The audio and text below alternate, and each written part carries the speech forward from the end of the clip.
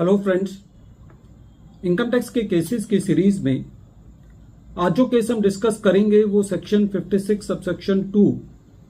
Clause 7B को लेकर के है। प्रेजेंट केस में हिमाचल प्रदेश हाईकोर्ट के सामने एक इशू ये सामने था कि यदि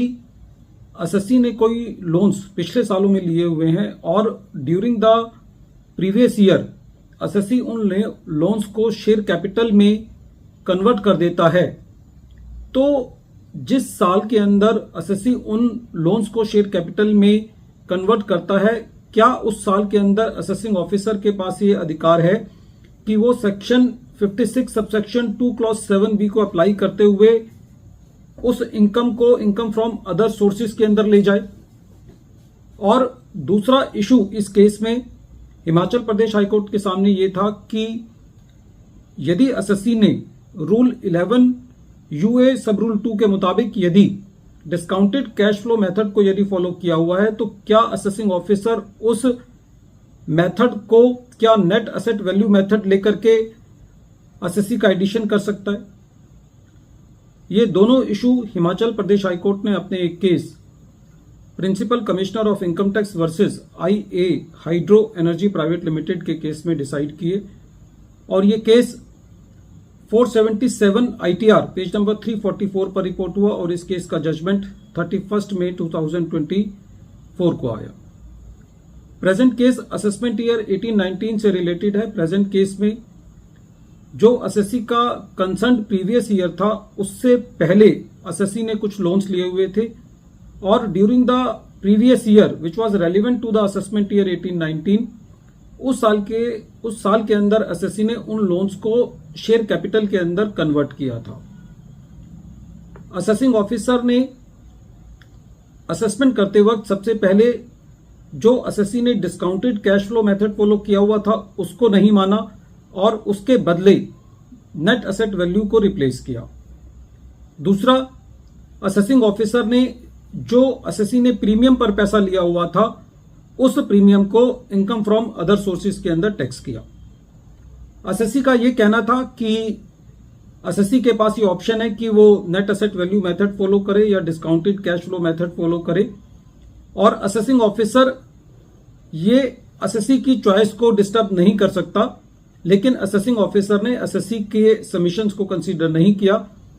दूसरा, एसएससी का यह कहना था कि ड्यूरिंग द ईयर क्योंकि एसएससी ने कोई कंसीडरेशन रिसीव नहीं की तो इसलिए section 56 subsection 2 clause 7B SSC के ऊपर अप्लाई नहीं होता, क्योंकि कंसीडरेशन जो प्रीवियस ईयर कंसर्न था उसके पिछले सालों में रिसीव की थी, इसलिए सेक्शन 56 सबसेक्शन 2 क्लॉज 7B नहीं लगता। लेकिन एओ ने एसएससी के सबमिशंस को कंसीडर नहीं किया और इनकम फ्रॉम अदर सोर्सेज में एडिशन किया। सीआईटी अपील और ट्रिब्यूनल का यह कहना था कि क्योंकि एसएससी को ड्यूरिंग द प्रीवियस ईयर कोई कंसीडरेशन रिसीव नहीं हुई, इसलिए section 56 subsection 2 clause 7B applicable नहीं है। रेवेन्यू इस मैटर को हाईकोर्ट लेकर के गया और कोर्ट का भी यह कहना था कि प्रेजेंट केस के अंदर जो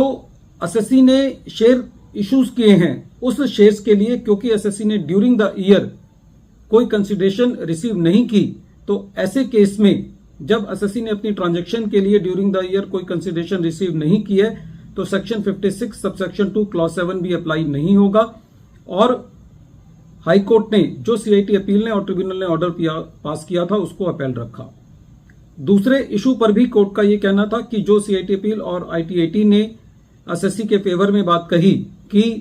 रूल 11 यूए सब रूल 2 के मुताबिक असेसिंग ऑफिसर के पास ये अधिकार नहीं है कि वो वैल्यूएशन मेथड को चेंज करे। एसएससी ने प्रेजेंट केस में डिस्काउंटेड कैश फ्लो मेथड से वैल्यूएशन किया था, लेकिन असेसिंग ऑफिसर का ये कहना था कि ये डिस्काउंटेड कैश फ्लो मेथड नहीं लगना चाहिए, नेट एसेट वैल्यू मेथड लगना चाहिए। इसके लिए भी